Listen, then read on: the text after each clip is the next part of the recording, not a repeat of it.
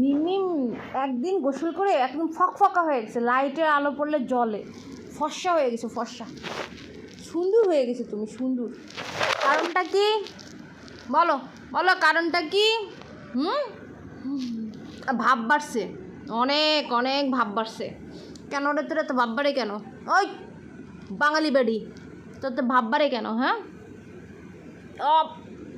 তাকাও, দেখো দেখো দেখো এখানে কে আছে, দেখো সিরিস কে আছে এখানে? কে আছে? ফক্কা আছে এখানে, কে আছে? মিমিম আছে, আর কে আছে? কুক, মিম মিম কুক, পাপা দো তো।